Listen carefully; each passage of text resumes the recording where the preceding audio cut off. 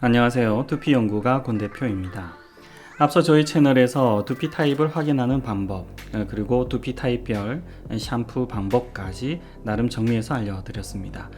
그리고 이번에는 드디어 두피 타입의 3탄 두피 타입별 샴푸 추천 영상을 준비하였습니다. 열심히 준비하였기에 구독과 알림을 눌러주시면 영상 제작에 많은 격려가 됩니다. 샴푸 추천은 매우 조심스러운 부면이 있습니다. 왜냐하면 저의 샴푸 추천의 기준은 기존의 많은 전문가들이나 업체에서 강조하는 부분들과는 차이가 있기 때문인데요. 특히 크게 이견이 있을 수 있는 부분이 바로 성분입니다. 저는 샴푸의 성분만으로 놓고 이것이 좋고 나쁘다를 논하는 것은 잘못된 샴푸 선택 방법이라고 생각합니다. 성분은 아무리 좋은 천연 성분이라 하더라도 누군가에게는 트러블을 일으킬 수 있는 좋지 못한 성분이 될 수도 있고, 또 화장품 회사들이 퍼뜨린 마녀 사냥으로 인해 멀쩡히 잘 사용하던 안전한 성분들이 유해한 성분으로 탈바꿈되어 있는 것을 보고 있기 때문이죠. 이런저런 논란의 성분들도 화장품법과 국제기준, 식약처의 규제 등으로 안전하게 만들어지고 있다는 생각을 하고 있기에 특정 성분만으로 좋은 샴푸, 나쁜 샴푸를 구분짓는 것은 어리석어 보이기 때문입니다. 제가 보는 좋은 샴푸와 나쁜 샴푸는 두피 타입에 맞게 성분이 구성되어 있느냐, 그렇지 않느냐로 보는 것이 저의 견해입니다. 예를 들면 건조한 두피를 위한 건성 샴푸인데 과도한 세정력이 들어있다거나 샴푸에 컨디셔닝 성분과 항균 성분 등 서로 어울리지 않는 성분들을 짬뽕 시켜 놓은 경우, 또는 두피에 좋다는 성분을 티도 안 날 정도로 넣어놓고는 효과가 좋다고 광고하는 샴푸들, 이런 샴푸들이 제가 보기에는 나쁜 샴푸라는 거죠. 그래서 저는 이런 샴푸들을 찾아내기 위해서 전성분을 보게 됩니다. 때문에 제 기준에 맞는 좋은 샴푸는 다음과 같습니다. 두피 타입별로 구성되어진 샴푸, 각 두피 타입에 맞도록 적당한 세정력을 갖추어진 샴푸, 여러가지 기능이 짬뽕처럼 들어있는 것이 아니라 한두 가지 기능에 충실한 샴푸, 이런 샴푸들이 제 기준에 좋은 샴푸라고 할 수 있죠. 이렇게 저의 기준에 맞는 샴푸들을 찾아 추천드리고자 노력을 기울였으며 해외뿐만 아니라 국내 샴푸도 추천드리고자 조사를 하였습니다. 조사를 하다 보니 안타까운 것은 예전이나 지금이나 국내 샴푸는 두피 타입별로 구분된 샴푸가 거의 없고, 있더라도 유의미하게 구분되어 있지 않았다는 겁니다. 혹시나 제가 알지 못하는 샴푸들이 있을 수 있으니 여러분들이 제 기준에 맞는 샴푸를 알고 계시면 댓글로 추천해 주시면 감사하겠습니다. 해외 샴푸 가운데서도 대개 역사가 깊고 잘 알려진 헤어케어 전문 브랜드나 제약회사의 제품들이 두피별로 잘 나뉘어져 있는 것을 볼 수 있었습니다. 성분들도 추천할 만큼 잘 만들어졌는데 다만 아쉬운 것은 가격이 착하지 않았다는 거죠.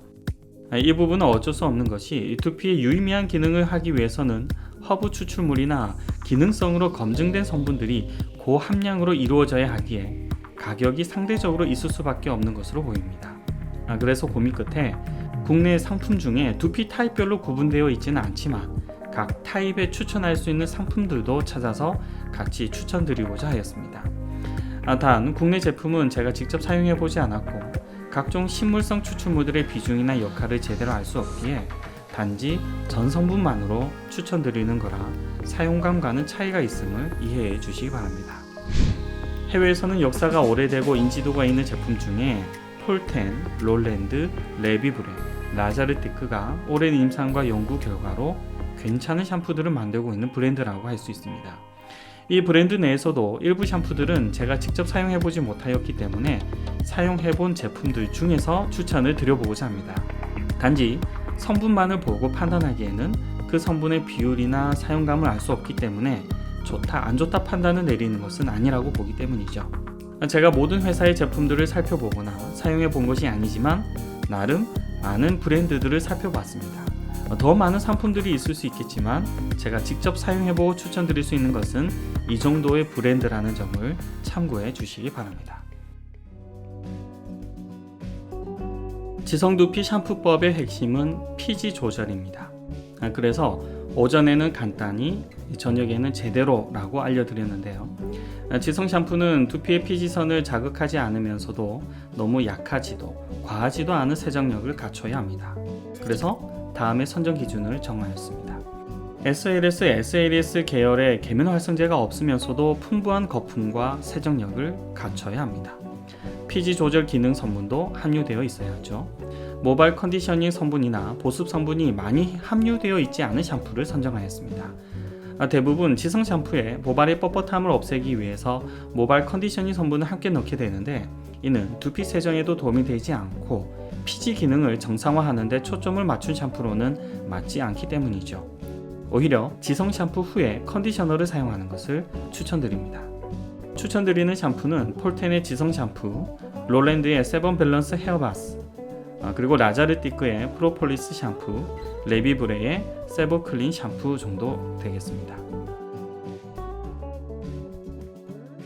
지루성 두피는 묵은 각질로 인한 모낭 기능의 상실, 그로 인해서 다량의 염증 발생이 생기는 두피입니다. 따라서 지루성 샴푸는 각질을 연화시켜주고 비듬균의 주 원인인 말라세지아균을 케어해줄 수 있는 샴푸여야 하죠. 그래서 선정 기준은 다음과 같습니다. SLS, SLS 계열의 계면 활성제는 장기간 사용 시에 두피를 더 건조하게 할 수 있습니다. 하지만 이 계면 활성제는 각질과 피지를 씻어줄 수 있는 탁월한 세정력을 가지고 있죠. 장기간 사용하면서도 안전한 계면 활성제를 갖춘 비듬 샴푸도 같이 추천드리겠습니다. 두 번째로는 강력한 항진균제 성분을 함유하고 있어야 합니다. 대체로 잘 알려진 성분이 케토코나졸, 클린바졸, 피로토노랄민, 징크 피리치온 정도입니다. 케토코나졸은 니조랄 샴푸에 함유되어 있는데 간독성을 유발할 수 있다 해서 먹는 니조랄은 판매 중지가 되었고, 샴푸 역시 지금 현재 판매가 좋지 못한 상황입니다. 징크 피리치온이 일반 비듬 샴푸에 널리 사용되고는 있으나 이 성분은 항진균력이 가장 떨어진 성분입니다. 그래서 이 성분이 함유된 샴푸는 배제하였습니다. 추천드릴 샴푸는 니조랄 샴푸, 노비프로스 샴푸, 덴트로프 쿨 샴푸 정도입니다.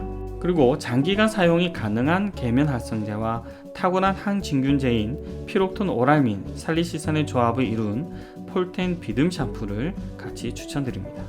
폴텐 비듬 샴푸는 세정력과 항진균력 면에서 가장 추천하고 싶은 샴푸입니다. 건성 두피는 두피가 건조해서 각질이 많고 유수분 밸런스가 쉽게 무너질 수 있는 두피이죠. 때문에 이 두피를 위한 샴푸는 오일리한 성분이 함유되어서 두피와 모발을 건조해지지 않도록 해야 하고, 계면 활성제 역시 강한 세정력이 아닌 중간 정도의 세정력을 갖추고 있어야 합니다. 즉 건성 샴푸는 세정력이 강하지 않으면서도 건조한 모발과 두피를 위해서 보습 성분이 많이 함유된 샴푸이죠.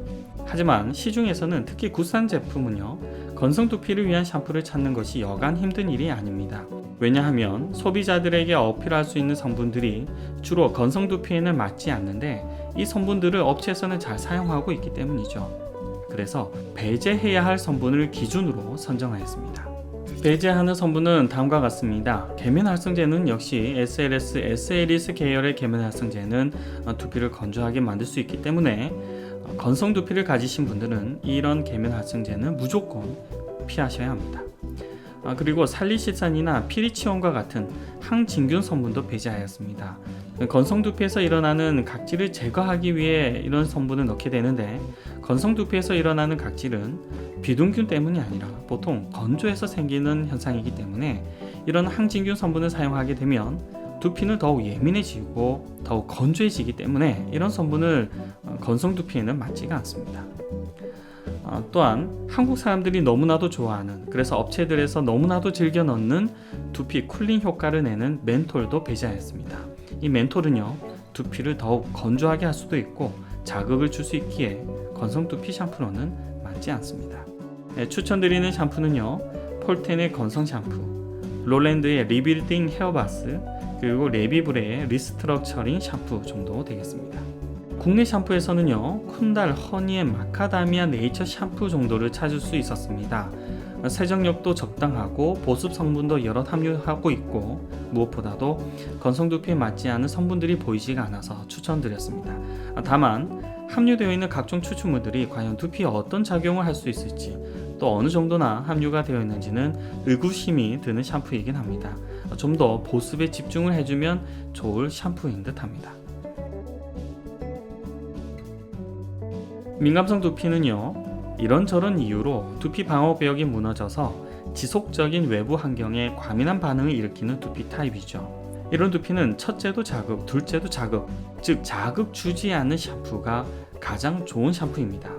때문에 선정 기준도 다음과 같습니다.